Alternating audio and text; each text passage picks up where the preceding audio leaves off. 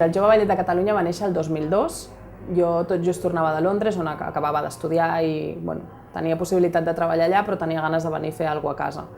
I va néixer el 2002, va ser un projecte que va néixer molt petitet, amb 16 ballarins només. La meva intenció era que els ballarins que s'estaven formant en diferents escoles de Catalunya tinguessin una mica la idea del que és la dansa professional, no? Amb escenari, amb muntar espectacles, etc. I vam començar amb 16 ballarins, una cosa molt petitona, i poquet a poquet ha anat creixent fins ara actualment, el 2014, que són 58 ballarins. A l'inici sí que era una cosa més local, però amb els anys i quan a mesura que el Jove Ballet s'ha anat fent gran, tenim nens de tot Catalunya. La veritat és que hem de valorar moltíssim que tenim nanos que ens venen de Tarragona, ens venen de Vic, hem tingut nanos de tot arreu de Catalunya que han fet l'esforç, ell i els pares, de venir cap aquí perquè puguin treballar amb nosaltres, sí. Des del 2004 ja ens vam traslladar aquí a Mataró i la veritat és que des de llavors hem estat encantats. Sí que és veritat que és una ciutat on, especialment en els últims anys, es fomenta molt el tema de la cultura i de que la gent participi de les coses, i nosaltres estem molt oberts a que la gent conegui la feina que fem, perquè al final del dia la dansa és una mica l'hermanita pobre de totes les arts. A veure, normalment, al llarg de tota la història de Jove Ballet ja s'ha donat diversos casos d'intercanvis que hem fet amb gent d'altres països o inclús d'aquí mateix. Ara mateix, actualment, estem fent un intercanvi amb una escola de balls de Tarragona i anteriorment hem fet un intercanvi amb una companyia francesa. L'any vinent tenim projectat un intercanvi amb una companyia de Londres, anglesa.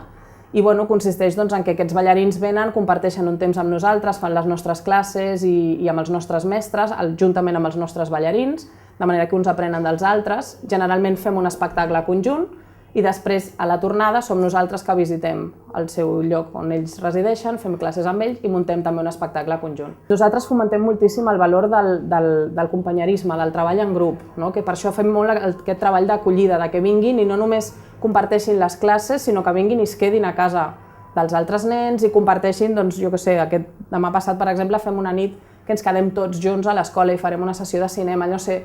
El fet de compartir amb altra gent que té el mateix somni que tu també t'ajuda a sentir-te part d'alguna cosa, no ser tant el bitxo raro que va al col·le i després se'n va corrents a dansa quan els altres se'n van cap a casa. A veure, la dansa, com tothom ja sap, comporta un ingredient molt important de disciplina. La dansa és disciplina en tot el que engloba, disciplina a l'hora que has de ser regular en la teva formació, en les teves classes, disciplina en com et vesteixes, en com et pentines, disciplina amb l'autoexigència que tu tens.